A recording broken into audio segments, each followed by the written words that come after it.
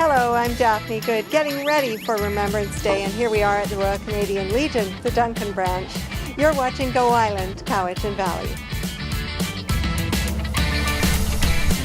On today's show, Remembrance Day is a chance to honor those who have died in conflict and those who are still in conflict, representing our country around the world.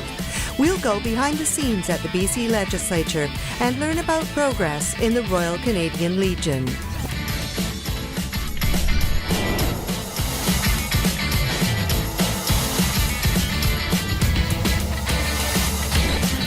Go Island is brought to you by German Auto Import Network. Remembrance Day is coming up, of course, on November 11th. We thought it would be extremely important to remember some British Columbia history. Often Remembrance Day is celebrated nationally and regionally, but we have a great pleasure today to be speaking with William Hampson, who is the PR Director for the Royal Canadian Legion, Branch 53 here in Duncan, also a considerable historian. Bill has written many books. He has delved into all kinds of military history. He was teaching social studies and military studies at the Calgary Catholic Board of Education School, and we have a great pleasure to be with you here in the branch at the Royal Canadian Legion, Bill. Let's first of all start by asking the question, why is it so important these many years later after World War I and II to have an act of remembrance and as well to remember those who have been more recently in conflict? Well, to quote Winston Churchill, if we forget our history, we're destined to repeat it sometime in the future.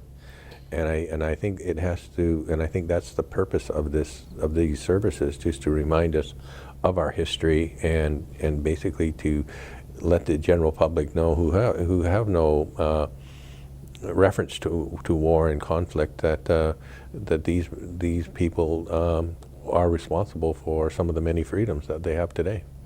It's interesting to me that you came from Alberta. You will inform us about a great deal of British Columbia history. Right. You've really absorbed a tremendous amount since you've been here. So I want to start with probably one of the widest known commendations, which is the Victoria Cross. And you've done a lot of study into those in British Columbia who've been awarded. How many Victoria Cross winners do we have in this province? Well, we have, in this province, we have World War I, we have 12, and we have 5 World War II recipients of the Victoria Cross.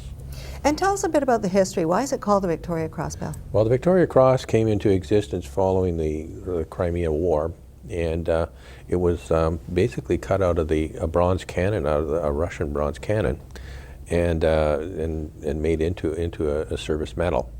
The winners usually were basically members of the British Empire or the British Commonwealth who could receive this medal. And this military medal was awarded for extraordinary valor and devotion to duty while facing hostile force. And there are a number of British Columbia people that you have concentrated on in your studies. Can you tell us about some of those people? Well, what I've done with the Legion magazine is I put in every month an article on some aspect of British Columbia history, war in the Pacific basically, and I always talk about and include a member of the province of British Columbia who won a Victoria Cross. And like I said, there's 12 from World War I and 5 from World War II. And are they awarded only to those people who've been involved in those specific conflicts, not in the Korean War or any other? Yeah, 1945 was sort of the last time the Victoria Cross was awarded to Canadians. Mm-hmm. I should mention that there are 2 styles of Victoria Cross. There's one awarded to the Navy, which is a blue ribbon, and the Air Force and the Army wear a maroon ribbon.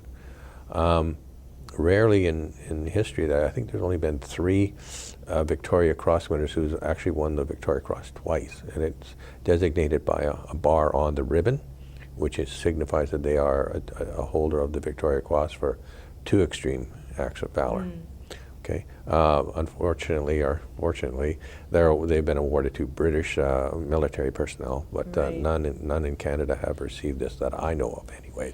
This young man is named Thomas Ricketts, and he's the youngest Victoria Cross winner known Sometimes it's debatable. Sometimes they say there are younger ones, or historians have found younger ones. But according to our sources, that he appears to be the youngest recipient of the Victoria Cross. And as a matter of fact, he was alive to wear it.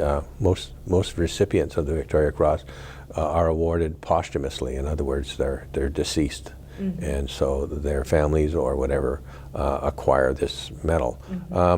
The Victoria Cross is kind of an interesting medal in the sense that it's only you are paid a stipend for winning the medal, and it's also rescinded if you, say for example, commit a crime or anything like that.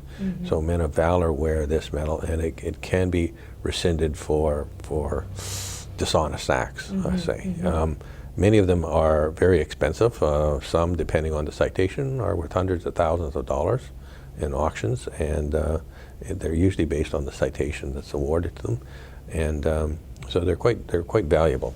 You have your own military history, Bill, and I know you are proudly wearing your medals. Yes. You know, on November 11th, we see many marching veterans, and I'm sure a lot of people wonder, what are all those medals about? Can you tell us quickly yours and what they signify? The medal here is my Good Conduct Medal, and it comes, is awarded for 12-year service, and every so many years, 12 years, every 12 years, you get a rosette on them. So if you see them wearing a little rosette across them, that usually means that they've been behaving themselves for some 36 years, some of them, in some cases. So yes. And the other ones are commemorative medals. In my generation, when I was serving as a military officer, the CD was the only medal that most military personnel could acquire, unless they were in World War II or Korea.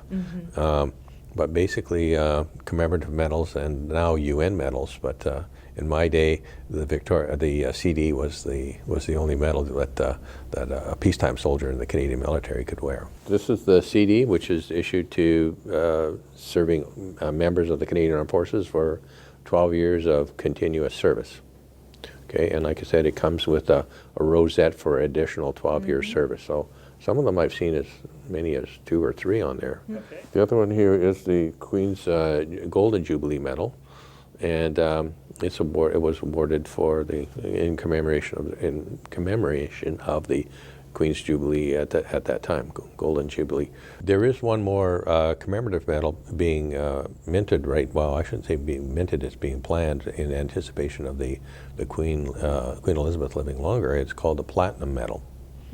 So there are basically 5 commemorative medals in her honor or will be at this time. Well, we're going to take a bit of a break. We'll give you a lot more information about history, remembrance, the important role of the Legion.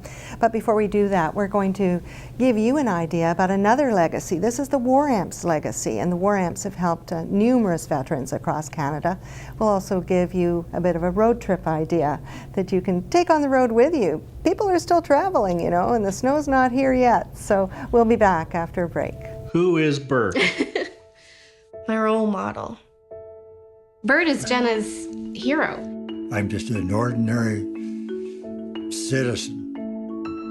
Bert has a great life story. He's a World War II veteran and also a leg amputee. Bert brings things to Jenna that I couldn't provide as a mom. I can't tell Jenna what it's like to live with an artificial leg, but Bert can. Bert can say, I understand.